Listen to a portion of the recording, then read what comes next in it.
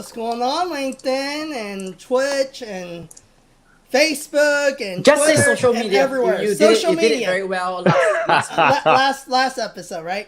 So we're on episode 53, and this month we're gonna focus on East meets West, and today we gonna talk about education.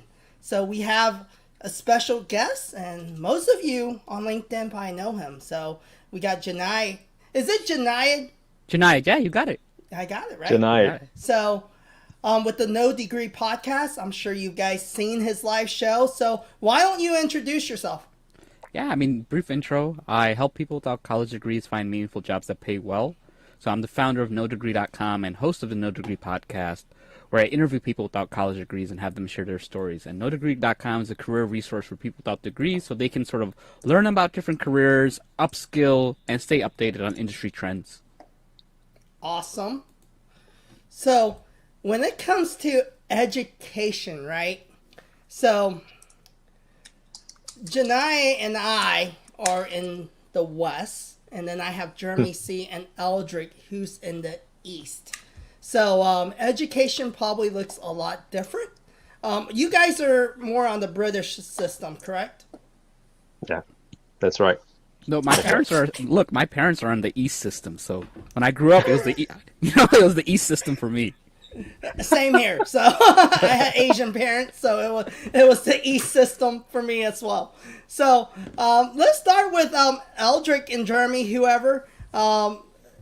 Since we have a lot of the audience is from the U.S., explain kind of how your system works, and primary school, what does that look like, and then what's after primary school, and the tests you have to take before you even get into college. So, yep. Wow, that's gonna take very long. Okay, you can just do the high level. Okay, I'll start. I'll just say that Kevin, you mentioned it's different, right? But I think it's very much the same, right? It's expensive.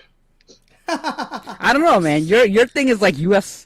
sale price, right? That's like U.S. sale price and discounted. That's Yeah, it's subsidized and all that. But let me go through sort of like the journey, right? I think if feel free to correct me if I'm wrong, Aldrich. So you go to that's what preschool, right? At 7, you minimally have to be in kindergarten 2 at 7. You can skip kindergarten 1, I think. So. Oh no, sorry, that's 5, right? No, 6. 6. At 7, you go to primary 1. You do that for 6 years. So 7, 8, 9, 10, 11, 12. At 12, you do what we call the PSLE. That's short for primary school leaving examinations. Depending on your score, then you go into secondary school, which takes you 4 years. And after that, you do what we call the O-levels examinations. So that's the UK system, yeah. After that, so I believe that takes you to 16 years old. After that, there's like 2 branching paths, right? I know it's even more complicated now, which is, during my time it was just 2 paths. Now there's a lot of other possibilities, yeah. But based on my own experience, you got 2 paths.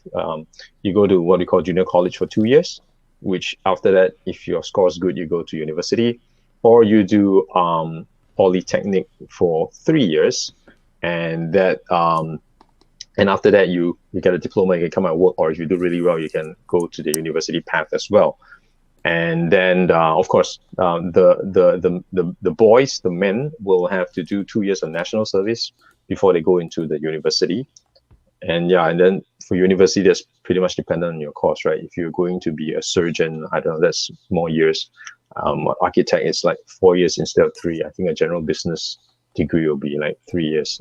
I didn't go to the normal university system in Singapore, so I did part-time after. I was like no degree for a while, and then did a part-time while I was working. And so that's more or less about it. Like, Audrey, did I get it right? I think you did.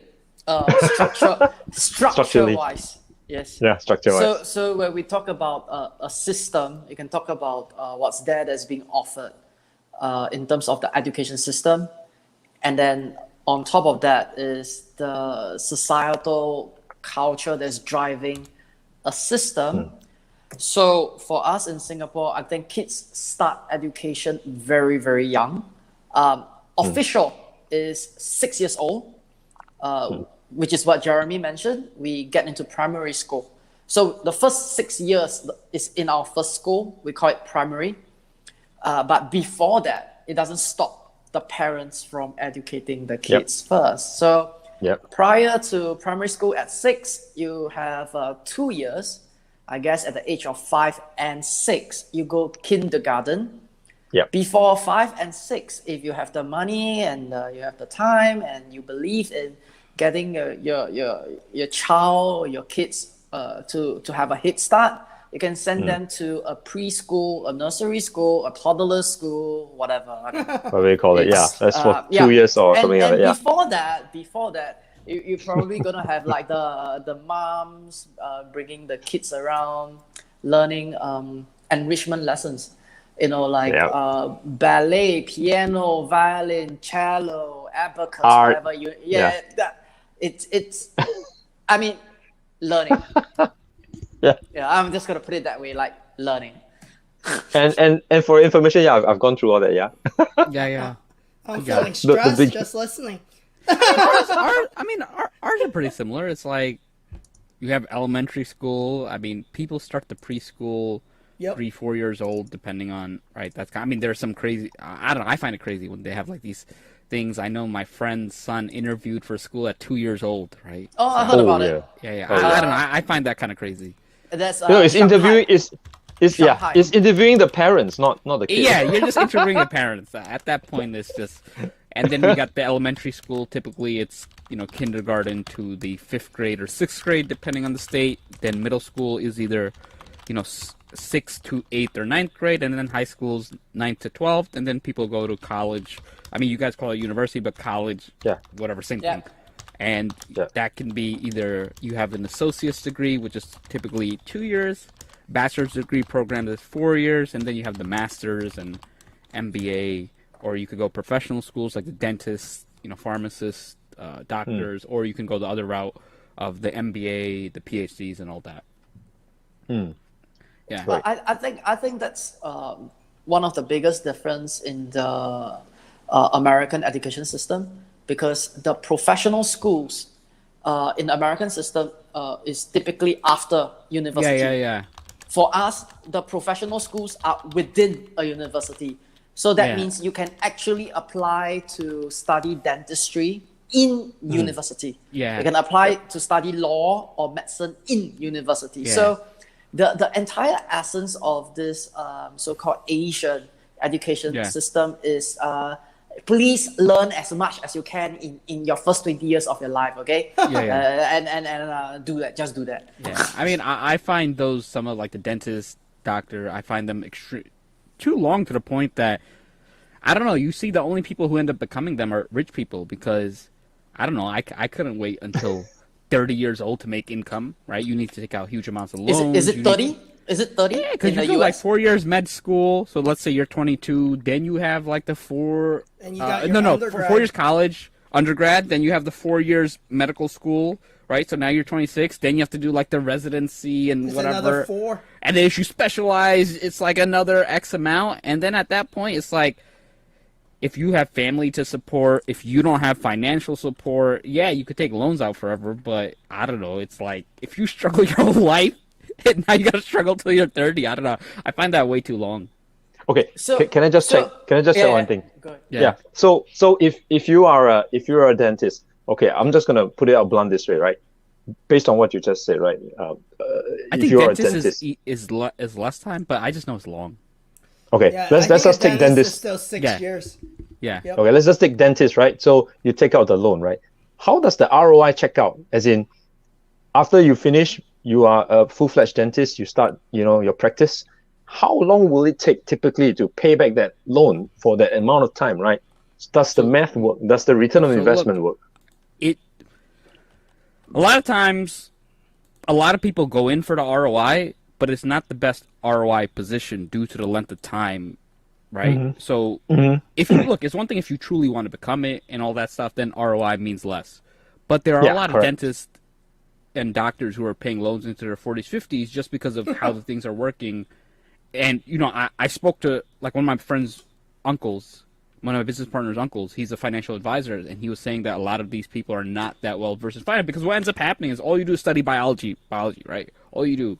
And then you just assume that you're going to make a lot of money. Then there's taxes, there's other stuff. Like, people think, oh, you're going to make 300K, 400K, right? While that's a lot of money, you take out taxes, right? Then the thing is, you're not going to drive your Honda Civic. You make 400K, right? You're going to get a nice car, right? You're not going to live in a studio, right? It's all these things, right? If you've deprived yourself of so many things for 30 years, whatever X number of years, you're not gonna. And then they have other programs where, like, if you're a doctor or dentist, you get like these super low rate loans, because at that point it's like you're gonna buy a house. So a lot of these factors, they get, it gets caught up in the lifestyle. And then what happens is you're surrounded with other doctors and other stuff, and they're buying stuff. So there's so many keeping up with the Joneses, yeah. Yeah. So the thing is, look, if you're smart and you're cheap for like the first 2-3 years, you can be very quickly get out the way. But it's all about, regardless of how much you earn, if you live a certain lifestyle, it doesn't matter whether you're a celebrity. You can make $1 million a year, but if you're keeping up with golf club membership, so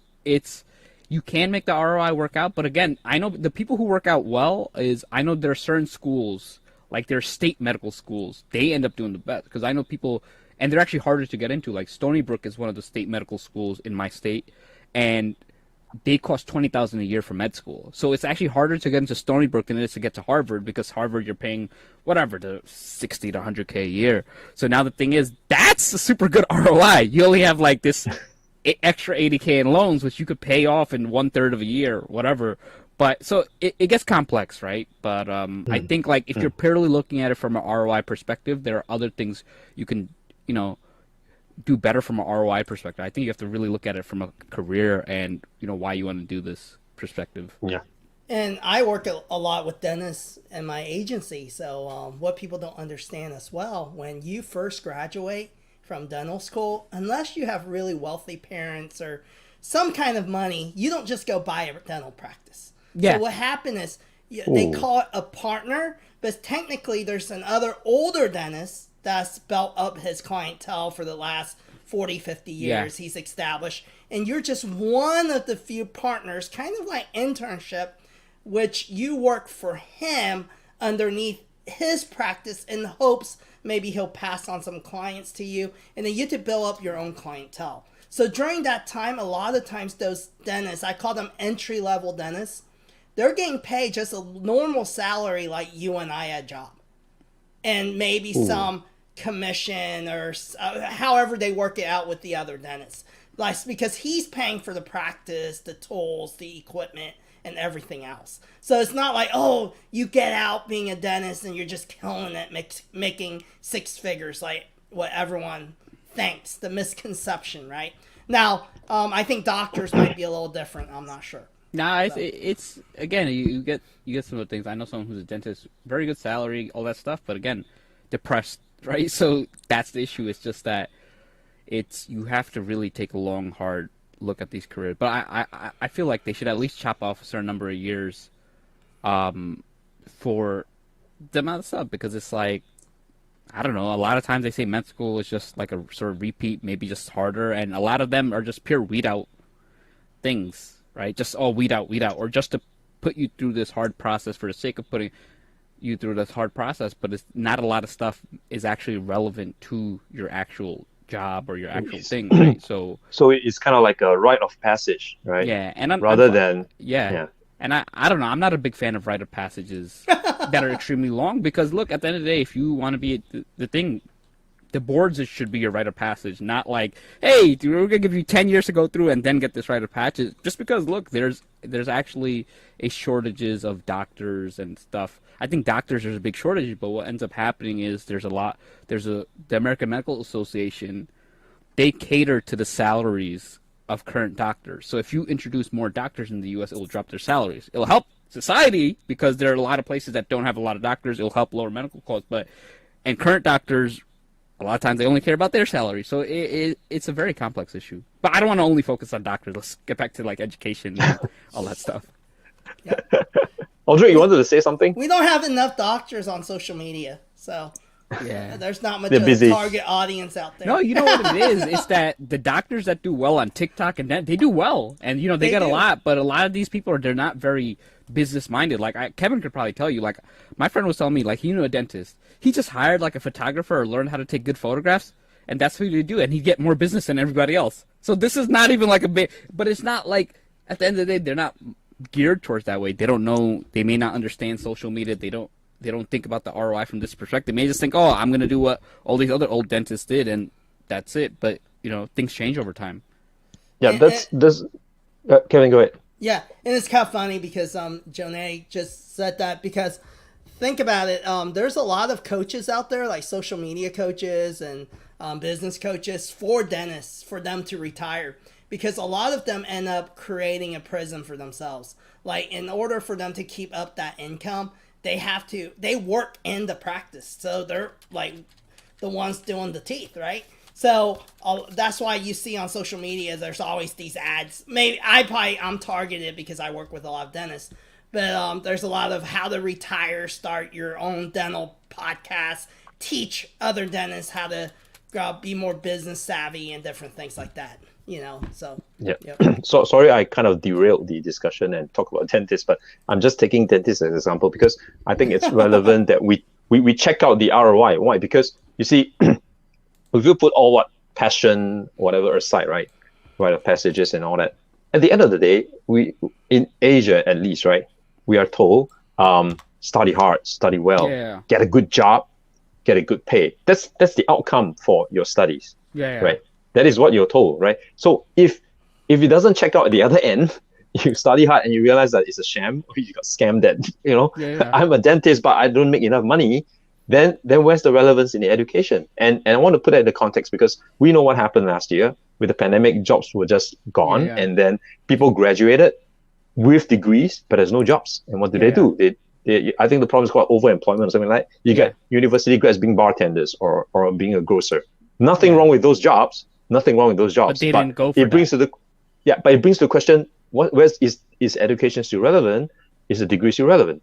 Right? Yeah. And I guess I want to hear your perspective on that because you work with these people, right? Yeah. People with no degree. One thing I'm going to challenge you on, and this is something I'm really trying to just get more people. You said is education and the degree still relevant? I'll say education comes in a lot of forms. A lot of people mistake education for degree in college. A piece of paper. But education is me taking an online course. Education is me reading a book. Education comes in many forms, so it's a big umbrella.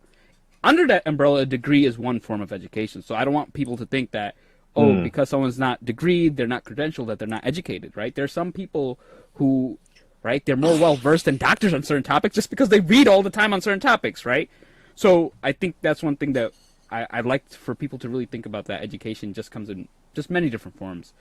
For example, I'm on this podcast weekly and I get educated. Yeah, same thing. And especially now there are more mediums. So, and one thing I also want to say that it's also changed, right? Because the ROI, remember in the 90s, the ROI was great. It was like, so the cost was so much lower, but then you're set for life, yeah. Yeah. Now it's we're in the business. A lot of educational institutions are businesses, right? They're big business. They have a lot of administration. They have marketing teams. They do a lot. So that's one thing that I think has really changed. Is the degree still as relevant? I think it's still relevant, but it's becoming less relevant and more costly. So I don't think it's as strategic to get the degree as it once was. I also think I'm not anti-degree. A lot of people think like I don't like college. I'm not anti. Look, I went to college. I have a master's degree. I'm a big fan of like public subsidized university. I'm a big fan of like people who get scholarships. Also, I'm a big fan of people choosing programs because they're very strategic about it. Like, hey, you're going to this school and it's known for their biotechnology department. It's known for this department. You can work with these professors who are profound researchers in their field. I'm a big fan of that. I'm not a big fan of, oh, I'm going to go to college to party, or I don't know what I want to do and I'm going to college to figure myself out. Like, I'm not a big fan of that. And especially, you're going to see the fastest moving places like the blockchain, AI, technology, all those spaces, they move fast. And the thing is, by the time, and you're going to see this, because I've seen PhDs argue about curriculum, and they argue back and forth all day. The fact is, by the time something becomes curriculum in certain areas, they're outdated. Like, if you had a blockchain class in college, you're behind. right? You're any cyber, and there's some things that are just not taught well in college, like sales is not going to be taught well. You're not going to teach certain things that need a different mindset. Like, for example, cybersecurity is just not taught well because you have to protect yourself against criminals, and criminals are always on, and they think a certain way, and they don't think like a, this is a problem with, I think they say, with certain agencies like the FBI, they hire people who are very straight, cookie-cutter people, but criminals, they don't think logically, they think other ways, so it's like all these things. So I think more and more, not having a degree, you can still have a shot nowadays compared to before. Ooh, I like what Darlene says. She loved differentiating between education and degree.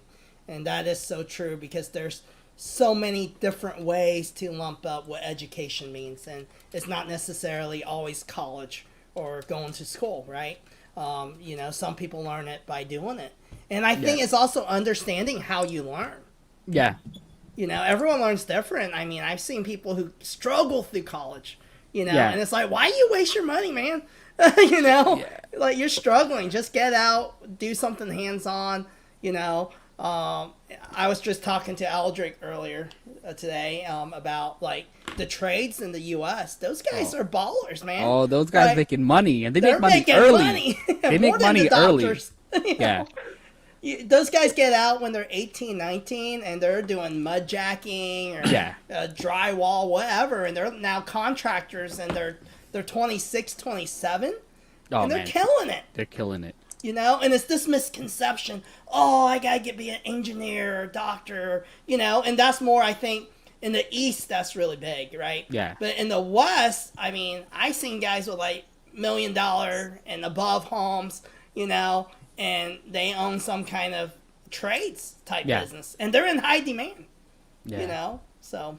Yeah, I mean, I think one thing I want like society to go more towards is a lot of times you ask people why they become doctors, and they're like, I want to help people, but it's like why, or I want to help people medically, right, in the medical area. But the fact is that there are many ways to help people medically, right? You could become a nurse, you could become a PA, you could become an ambulance driver, you could become an x-ray tech. So I think a lot of times they're not as genuine when they say, I want to help people. They just I want the status of a doctor, I want the pay of a doctor, and I'm telling you I want to help people, right? Unfortunately you get a lot of that. It's like the interview question, why you want to be a doctor, right? And they tell you this all they say, why you want to become work at this company, right? I want to do this. But the true answer, and it's okay, look, it's okay to become something for that. But I think a lot of people get pressured, and I know someone who she went to my elementary school, middle school, high school. Like, her father was like, if you're not becoming a doctor, you're disowned.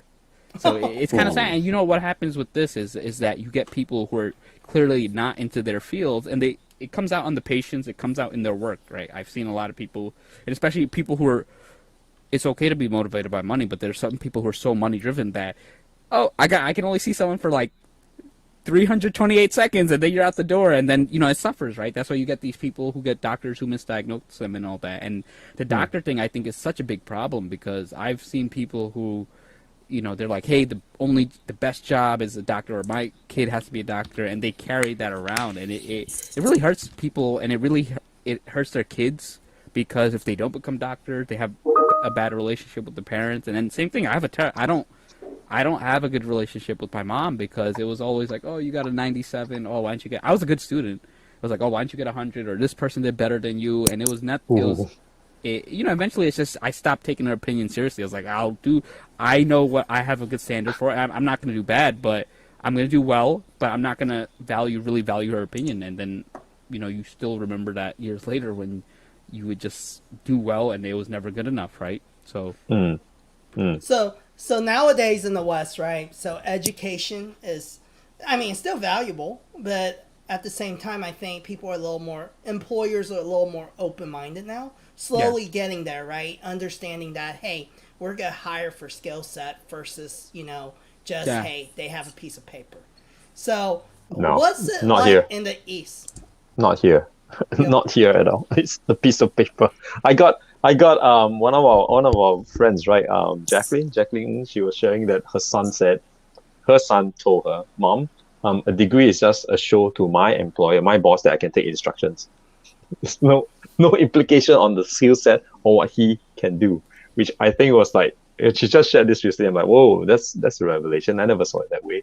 Yeah. But I think over here in the East, especially Singapore, that piece of paper is still very important, especially if you are trying to get into civil service, public Civil jobs. service, public jobs over here is just the requirements The same? are so. Yeah, it's just like, They're hey, you still need strict, this. man. Same. And, I mean, it's getting a little better, but again, it's still very strict, and you have a lot of weird things where it's like the people who are clearly competent at the job, but because of this narrow definition, they can't get in, or they're in a lower title, and they're like, all right, screw it, I'll just make more into private. Yeah.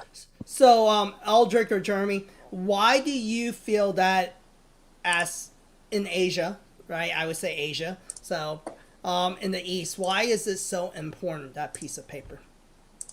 Why do you think they feel... I'm not the right person to ask, but let's hear from Jeremy. I can give my 2 Oh, cents why? later. No, why you're not the right person to ask? I don't believe in it. Yeah, you Okay, know what? that's cool. I think That's I can cool. kind of answer it.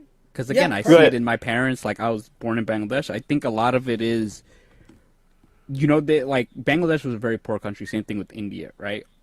Oftentimes, your escape was education, right? That was Yes. their only shot of escape, right? You didn't have anything else. Yep.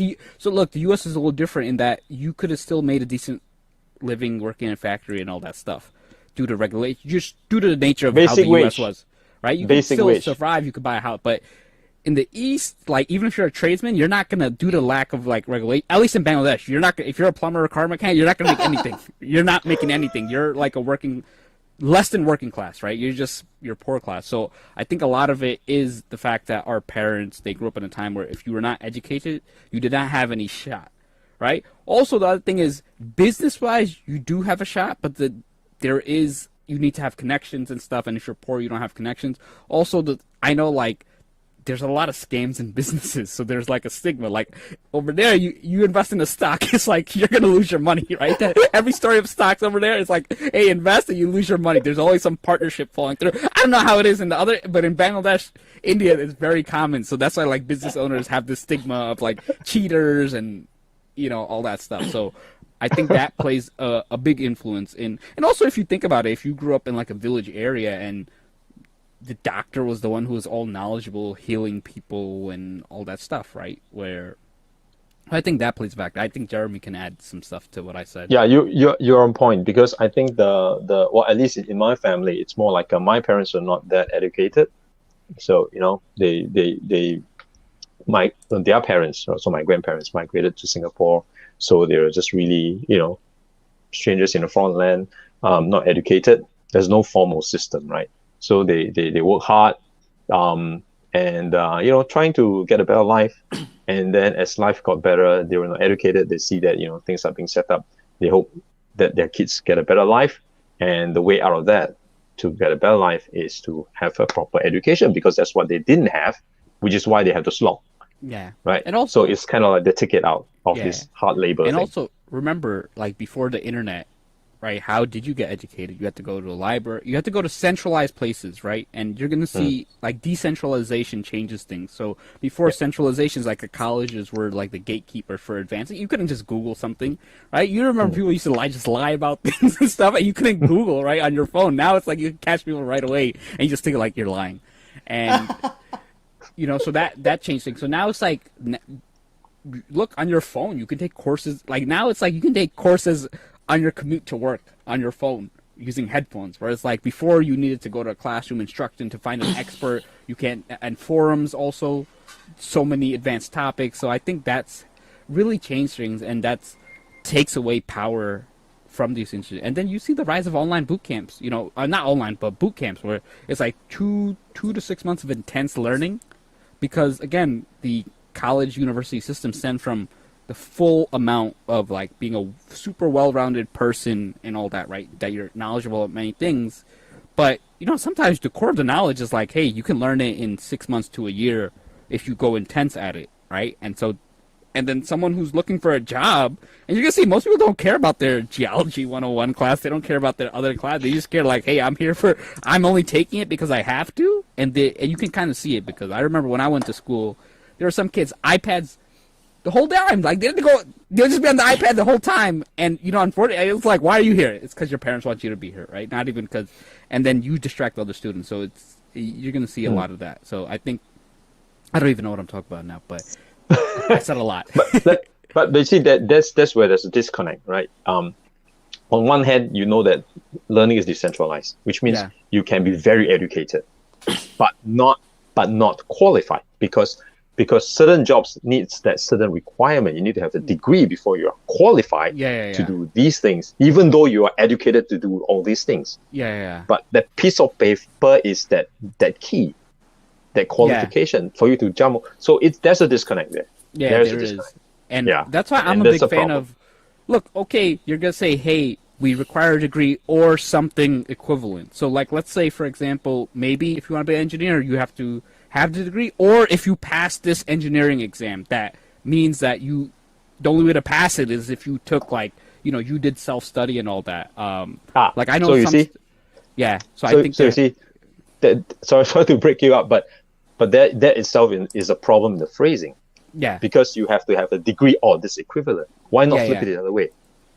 Why is it not the other way, right? That's the problem. Yeah. No, I agree. You should. But I will say that, like, self-teaching is not for everyone. It's not, like, because I used to be an actuary, and actuaries have to take exams that, take like 100 to 300 hours of studying. You have to be really smart to do that. Smart. And I got lucky on them. I got lucky on one of them. I guessed them. But no, I did put in the hours. But it's wow. I think there should be multiple ways towards a path, right? And then one way is maybe you get the degree, right? Because you showed, and the school has to maintain a certain standard. The other way is a certification exam with relevant work experience, or maybe. And I'm a big fan of that, just because it's like, as long as you can.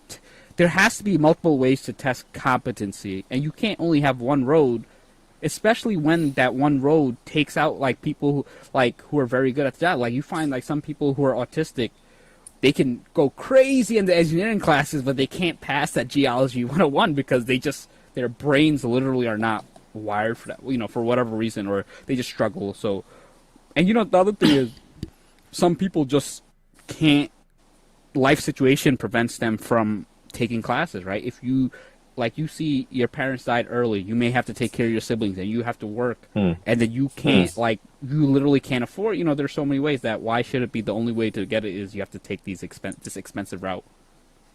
No, and I agree. And I think it's good to, what you both pointed out, right? Even for myself, I'm like a, first generation immigrant, right? So my parents moved out here from Hong Kong, but both my parents aren't educated. My dad's a high school graduate, and then my mom doesn't even have her elementary school, right? Yeah. So for them to have their kids go to college was like a huge accomplishment. So it's almost like the rite of passage, hope for the future, that, and your parents dedicate all their resources and money to bring us to the U.S. in hopes. It's like a letdown if I go, hey, I'm not going to go to college and I'm just going to go do whatever, right? It's hard for me. I can't do that. I respect my parents, so I went to college. But at the same time, it worked for me, but not everyone learns that way. And I do agree, it's different depending on the country you're in. Because in the East, a lot of times education is the hope. And without it, really, you're going to stay what you're doing and be poor, and it's sad, but that is the reality in a lot of these countries, especially if you're talking about maybe Vietnam, or Cambodia or India, or even, a lot of the Asian villages and different places like that. Without, like, English or education or learning, a skill set with a piece of paper, no one's going to believe you or respect you. And it's sad. It shouldn't be that way. But that is how it is, right? And in the East, right, it's really that. There's only one route. The route is you need to be qualified. It's the qualification route. However, you could be qualified but incompetent. Yeah. No, right? I mean, you see a lot of times of that. Like, I tell people, I'm sorry I always go off on doctors, but look, it's not easy. Like, you have to go. It's hard to find a good doctor. It's not like, hey, you go to 2 of them and both of them are guaranteed to be good. You have to like shop. You have to like go around, spend years, and then once your doctor retires, you're like, oh crap, like my doctor's retiring. Where do I go? So it just shows that look, someone can, and they have like the longest amount of schooling that you can have someone with so much schooling and still be incompetent, right? Like my friend was telling me he knew someone who amputated the wrong leg. Ooh. Right? So that's like, Ooh, that's a lawsuit. and look, I'm not a doctor. Ooh. But I think I would not amputate the wrong leg. I may not do it correctly, but I think I would get the right leg if I had to do it, right? Ouch. Ouch. So yeah, no, but you're gonna see that incompetency is I think that's more competency is the most important, because at the end of the day it doesn't matter how many years you do something. If you're incompetent, it really doesn't matter how much education you have, how much knowledge you have. That's really the core of everything.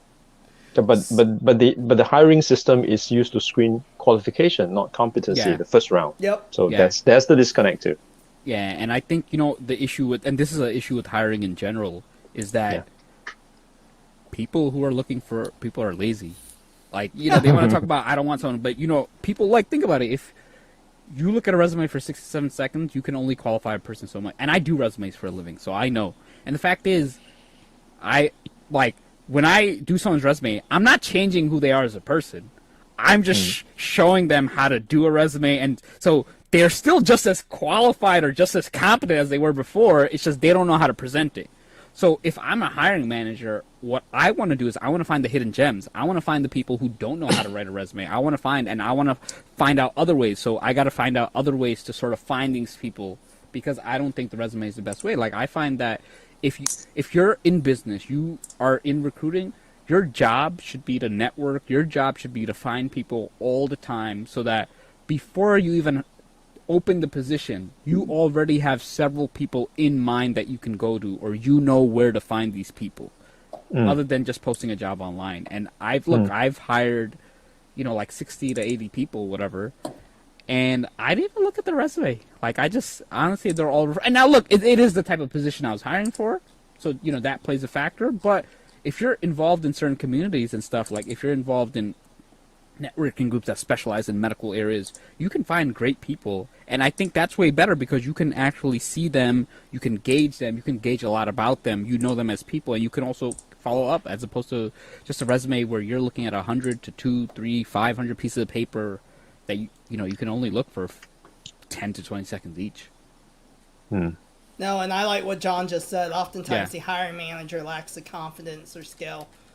No, I mean, it's so true. Like if you look at tech recruiters, they couldn't tell you anything. Like you look at there's a common meme online where this guy, I think it was like Fast API or something whatever. And then in the job description, they put you needed like 5 years of Fast API. He's like, oh, that's funny because I invented it 3 years ago, right?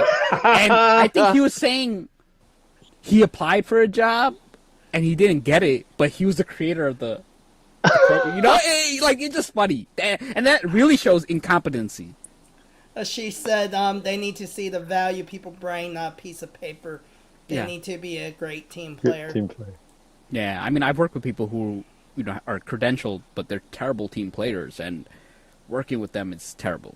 And I think that's the beauty of social media as well, you know, like LinkedIn and stuff, because it gives you room to set yourself apart and showcase who you are. Even though a lot of people don't use LinkedIn correctly for job hunting, so they talk like robots and they keep talking about, what they went to school for instead of showcasing who they are as a person, you know, because they're so, I'm afraid I'm being unprofessional. But, well, that's who you are, then showcase who you are. Yeah, I think emotional intelligence is definitely something a lot of people just need to understand when they're navigating online platform. I want to give Aldrich the floor because I know he's been listening, and I know he has a lot of great things to say. It's bursting out. No, not really. I just think that education is important, but we cannot allow the buck to stop there. Yeah. So education is important, but don't make it the only thing, because once it becomes the only thing, the power players who can influence the process can manipulate it. Very true. And then all you're thinking about is your creativity, your activities and what you do, what you look forward to, it's all within the system. Yeah, no, I think so true. So then your eyes and what you can see is everything about the jobs economy. But I really want to make a point that there are many economies and opportunities that's out there beyond jobs. Yeah. I've recently wrote two stories on Medium, and they went very well because I was just trying to get people to understand that, hey, before we look at something and say this is a good stuff, don't jump the gun. It's a good stuff, but it cannot be the only stuff. It can't. So if you think education is good and you want to get your qualifications and you want to do this and that, that's great. But there are many other things that you can do. Take, for instance, I know of this young lady. So when I met her for the first time in a friend's gathering, I fell in love with her immediately. She paid off her entire university fees before she entered university because she is an Instagram influencer. She does product endorsements and she has all sorts of deals. And wherever she goes, she brings her lighting with her, the mic with her, and whatever not. And everyone looks at her with disapproving looks, okay? And I'm like, I'm in love. I love you for what you're doing. Who says that when you are a student, all you can do is to study? Who says that? My parents. Yeah. Yeah. So My parents too. Just kidding. Yeah, Go ahead, Aldrich. But it's not just our parents, isn't it? It's even parents today. Hey, your full-time job is a student, study. Totally disagree. Now, if you study for the intention of making money, then I'm telling you, with the time and age that we are living in today, with internet, with decentralization, with smart contracts and whatever nonsense that's out there, That's not the way to make. Yeah, not the only way to make money. Yeah. if your parents' expectation is for us to come home with an A, and that A is 70, get your 71, stop there, go blog, go be a social media influencer, go be a product endorser, go shoot videos, post them on Coursera or even on our website, which is BUP website for content monetization. You can start earning. And I think that is very, very important because you acquire important skill sets at a way younger age than all of us. Yeah, you do. Yep. Way younger. It's fantastic. And don't be so stupid. like I don't understand it. I see like the young girl, and there's another guy, Singaporean by the way, young guy. He's killing it in his blogging. He's like 16. He takes home 5,000 USD a month. Now, are you gonna say that guy is like, he's despondent, he's a dropout, he's not interested in school? My opinion, it's very simple. Please drop out of school. It will do you better. No big deal. Just go and do whatever you have to do. And I think I want to kind of expand on something. You mentioned a lot of people view these people who are bloggers, influencers sort of negatively. I mean, some of them are, but they're all types, right? There's some that are very good and all that.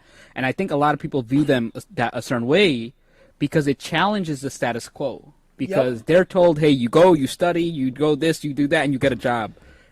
And then or people who have already done that, they're like, I did this, and now the 16-year-old blogger is doing better than that. A lot of people feel challenged by it's that, unfair. right? Yeah, it's unfair. I didn't. Yeah. And So some I hate people it, are yeah. like, you get people like Aldrich who are like, yes, this is amazing. And then you got other people who are like, no, that's not fair. He's cheating the system. And the fact is, what a lot of people don't get is a lot of these people who are influencers and stuff, it's not like they did one video and they went viral. They learned video editing. They learned the stuff. They spend hours. They took courses. And there's an element of luck involved, but they also put in a decent amount of work, right? Yeah. They don't realize that there's a lot of things behind. Like to get blog, you have to know how to write, right? How do you become a good writer? How do you write engaging content for online? How do you get an audience? How do you set up the website? How do you set up it in a way that people want to come and they want to read the articles? It's an entire skill set that your education path does not offer. So why not? It's complementary, Yeah. right? It's not one or the other. It's in parallel. And the funny Right? thing we say this is so true because we said earlier, in some countries like the East, your hope was that piece of paper. But nowadays, the playing field is changing because of decentralization and the internet, right? It's a different game. I met a guy Yeah. in the Philippines not too long ago, and he's killing it as a virtual assistant, right? Yeah. And he's just signing clients left and right. And I'm like, oh, you manage like 300 social media accounts. Oh, that's awesome. Maybe you do better than I do.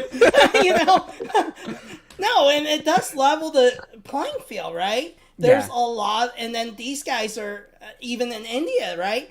There's guys that are like, they have like 50 other guys underneath them. Yeah. And he's just the one on the call with you because he knows English, so he's Look, trying to let me tell you. sign you up. Right? Look, if I was in those countries, right, what I would tell any young person to do, just make sure you learn English so well, like take accent training courses, so they just assume that you're fully from the U.S.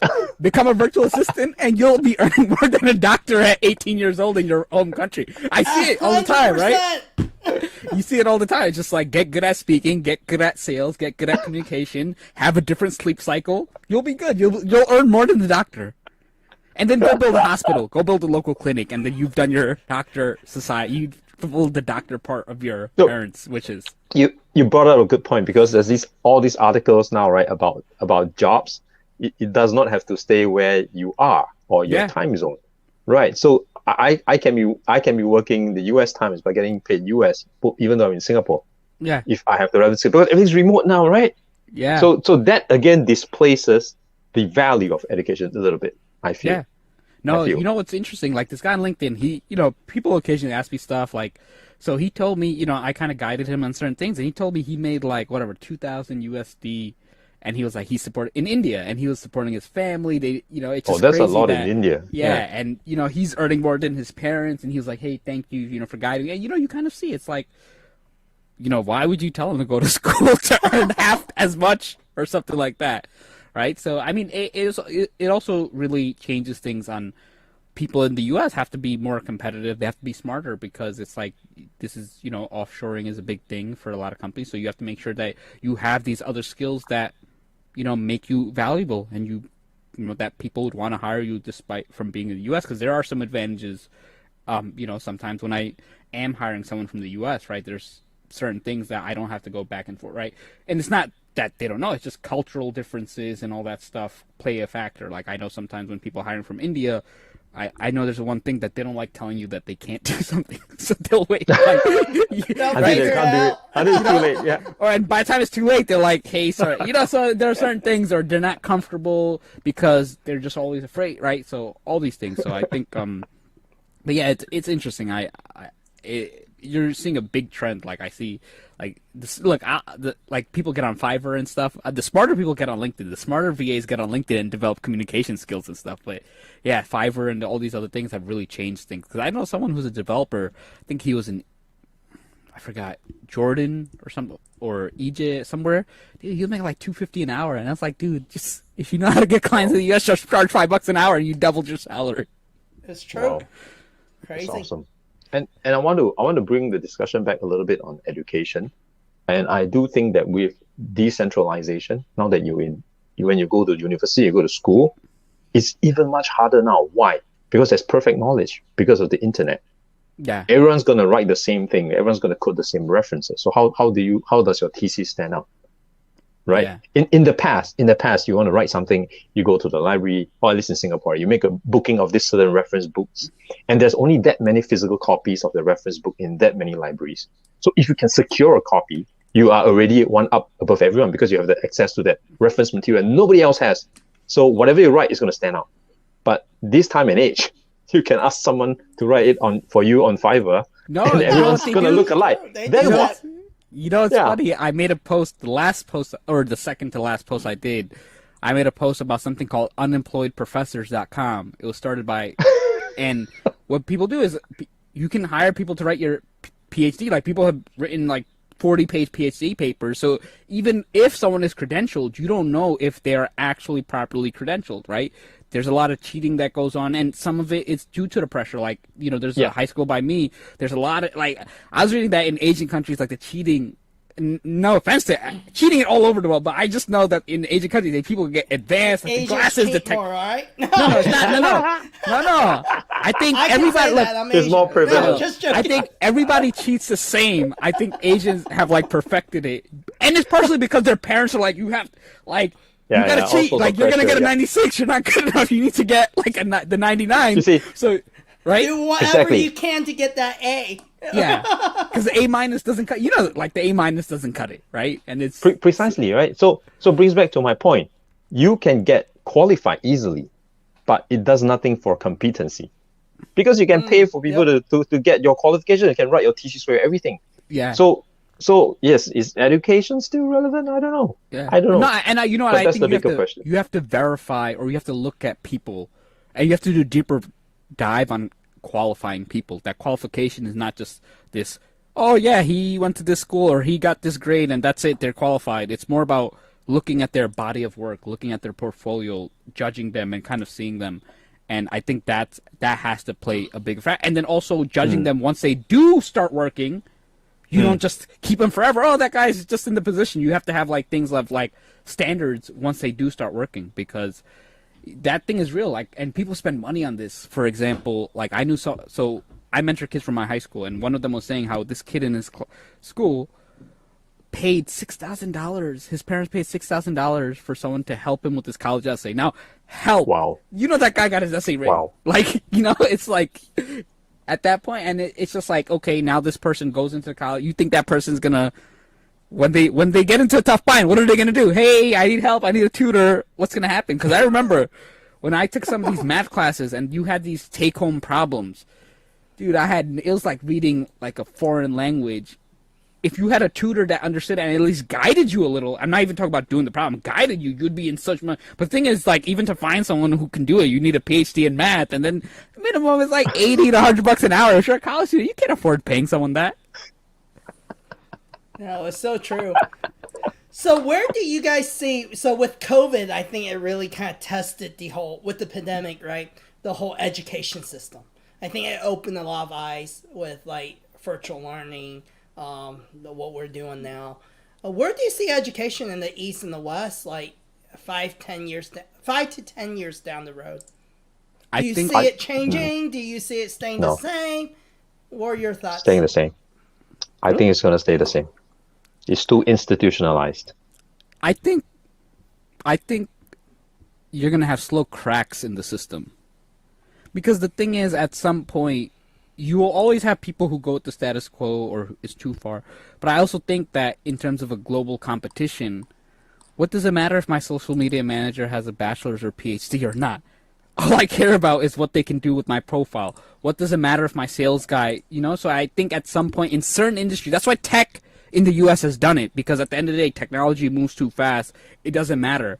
And I think you find the best tech people, it happen to be these young guys who are just passionate, who've been doing it since they're 14. And the fact is, it's like, when you solve a problem and it does, like, at the end of the day, no one, like, when people use Facebook, they're like, oh no, Mark Zuckerberg's the founder, he doesn't have a college, or he has a college degree, that's what I'm using. You're like, all right, I use Facebook, and that's it. So I think you'll get more of that in the technology space, and I think having more access to technology and internet will have some slow, it's going to slowly break the current system. Because the other thing is, our parents, right, they went and they still very support the system, right? We went through the system, and as we gain more experience and we're in better position, we're not as big of proponent. There are more of us who are not as big proponents of the system. And I think in 5 to 10 years, more of us will have a say as our parents get old and they play with their grandkids, they get busy with that stuff, right? We can sort of make, the difference. So I think the East will take longer, but I do think that in certain spaces, they don't care about your culture. Technology doesn't care what culture you have. Technology doesn't care what language. Technology is technology, and it's going to move. And if you have a problem, for example, like blockchain, right?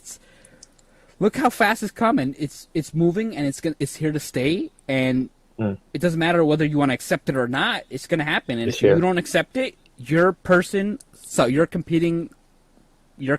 is going to use it to execute contracts faster, to do verifications cheaper, and all that stuff. So, I think that's what's going to happen. Slowly. I think the U.S. will be further ahead, but I think the East will sort of... They'll have to. Slowly. It'll be slow, adapt. but I think eventually it's just moving towards that anyway. And Or I colleges agree. will be cheaper. And that's a win-win for all. Like, it's one Yeah. like, look, if it was cheaper, it's not as bad. Like, okay, just go through it. But I think they'll have to be cheaper. I think the newer generation's going to see their things differently. Yeah. And it's going to force the education system Yeah. to So have we- to adapt, We see it differently for our kids. Our parents see us get educated. They feel that difference is much bigger in terms of improvement of life, right? But now for us, when we see our children, we do not know how much is that incremental if they get educated like us. You know what I mean? Because he or she is not going to get pretty much ahead because they have a degree. Because that Instagrammer who made 5K a month even before he or she got a degree is going to be way ahead, both education-wise and in life. And then what does that put the kids who are going through education the same old traditional way? No, and it's true. That's a big question mark. Even look at virtual schooling, right? So I have a 6-year-old and 8-year-old, and they're going through virtual school. And then I'm watching these teachers, they're just struggling through it, right? Even utilizing the Google stack, right? Google Hangout, and they're trying to log in. And then my son's like, oh, why doesn't she get it? You just click it here, you put in your password. Just little stuff like that. Like, because he sees dad do it all day. Because I'm in digital marketing.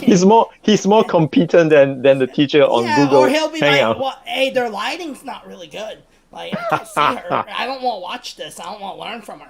And I'm like, okay, son, this is not a, Social not media a, class. a virtual going live streaming, okay? And it's crazy because these kids are like so much more proficient. Like, my son already knows how to move around on the iPad, the phone. Like, he knows, like, how to play games better than I do. And, like, he already can read, pretty good, high level. And now I'm seeing, even within the education system, it's hard to keep them almost entertained.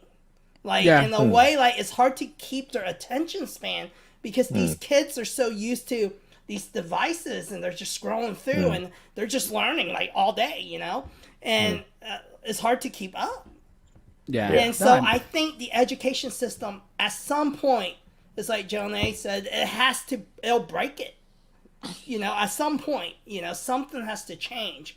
Because I think the newer generation is like, why am I going to pay and be in debt 20, 30 to 40K for a piece of paper? And you're talking about the low end, right? Yeah, like, that's the low the, end. the That's average like- debt, yep. yeah, average in the U.S. the average debt is like 32K. But again, if you think about it, that's not too bad. When you look at these 100K, 150K, ones, 200, I know someone who was Reputable like, ones. dude, it's like 600K in debt. At that point, Whoa. at that point, it's like I'd just be like, all right, cool. I'll just do the 20-year loan forgiveness plan, like pay the There's $20 no a month. ROI. Yeah, there's no ROI that. Look, even if I knew I was gonna make, I don't know, I'd just work and I'd give someone else all the money and just be like, because I wouldn't want to pay that back. It's just at that point, it's just like you got to fight the system, right? At that point, you just been screwed by the system. Yeah. Okay. Sorry, I have to hop on to another call, but please feel free to go on. Yep. Yeah. So, so to end the night, I want to hear from you guys. What, in the ideal world, what do you think education should look like? I Wow. think there's no one size fits all. I think the current system is a one size fits all, and any one size fits all always has winners and losers. And the winners get ahead, and what happens is the current system is like, if you have ADD, you have certain learning disability, or you have these other things, even a physical disability. I remember when I went to, I got my master's, there was a kid in a wheelchair. So for him to go to these schools, he had to have plan his day, go through these underground tunnels and all that. So you have to think about it. Even in education, he can't have the same experience. And for him, online is like, I don't gotta spend an hour a day going between classes and stuff. It's just easier. So I think you have to have multiple paths for multiple groups of different people, because that's just how it is. Some people, you have like a all-star track for people who are passionate in those areas. You have like the regular track, you have different track. And I think you just have to make it inclusive. Like some people learn more hands-on, some people read, some people have that. And unfortunately it's not an easy fix, right? But I think that's where it's going to kind of go. Yeah. There's no ideal system, and I think we're still figuring it out. It will take a while, but before we figure out, the current system has to, crack and crumble, right? Then we rebuild from there. But who knows how long that's going to take? we don't know. I don't have the answer. And I think it requires parenting to change too, right? Parenting, I think parents are look, everything is the fault of the parents, right? Because I see, and you know why? Because it's like, here's one thing that I tell people. If you spend 18 years saving up for a business product, where they spent 18 years saving up for college, you told that business owner, hey, I saved 18 years so I could pay for you. Business owner's eyes are going to light up. They're like, oh, really? How about I charge you a little more? How about you pay this and you pay me some extra? And that's what happens, right? So remember, the parents are willing to pay. The parents are telling their kids that it's okay. Like if my kid was going to take out $50K for a degree that he could have got for cheaper, I'll be like, what are you doing? Be more strategic. Have a plan. Get a scholarship. Do this. You don't have to do that. But the fact is the parents are the ones who are either paying for it, the parents are the ones who are pushing for it and requiring it, or the parents are the ones not teaching their kids enough so they understand what they get them into, because some kids just don't know better. Like, if I knew my kid had no idea what they want to do, I'd be like, okay, maybe take one class, don't enroll full-time, figure out what you want to do, start doing other things, and then figure out, before you start going headfirst into a program. Yep, I agree. And it starts at the home, and if we want education to change, it starts with those of us who are parents.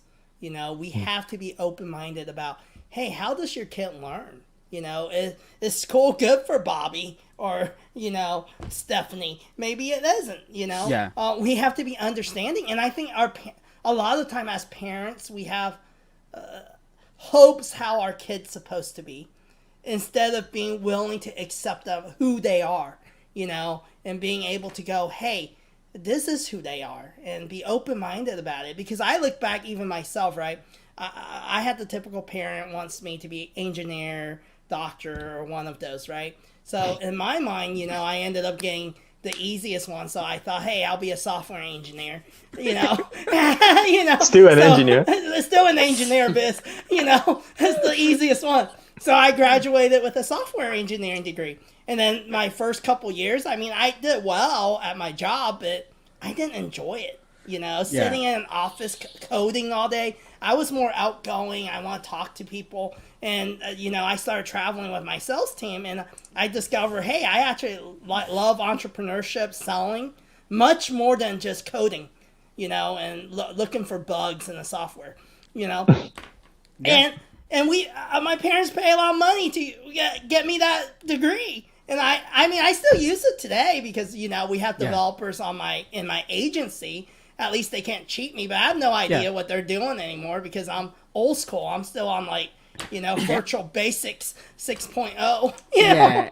And I had a similar path in the sense of I was an actuary, and, I worked with a lot of data. I have the math degree actually. So, but, for me, it's like I could either compete with people who can pass the exams way faster than me, who are, just hardcore into it, or I can be more on the entrepreneurial side and have that data edge. And for me, it's what I ended up enjoying. It's not like I hated my job, but the fact is I'm an entrepreneur. I like changing system. I like disrupting things. I like being creative. And in my free time, what am I doing? Reading about business, reading about marketing, reading about these things. I'm not reading about math. I'm not reading I'm not thinking of theorems in my free time. So it's more about you gotta just, I think it's, you got to think about, you only have one life to live, and you have to kind of think about, hey, what makes sense for you as a whole. So I think this leads in. So next week, episode 54, we go continue this conversation. Still us four. So we could talk about East meets West when it comes to work. So today we talk about education, but what does work look like? The difference between the way we work in the East versus the way we work in the West, and hey, our mentality when it comes to even being in the job market. So hope to see you all next week, and we want to thank our sponsor StreamYard for letting us go live to all these places. And hey, if you're out there in school right now, really think about your ROI. So And think about what you like doing. Think about that too. Write a blog. Don't always do Write a that. blog. Yeah. write a Look, blog. Be an influencer. 5K Be a an- month. Yeah, Hey, make Eldrick, we can Audrey help you make get Audrey there. love you. Yeah, make Audrey love you, and you're set. All right, have a good night, and thank Thanks you. all. Later, all. See you guys next Bye. week.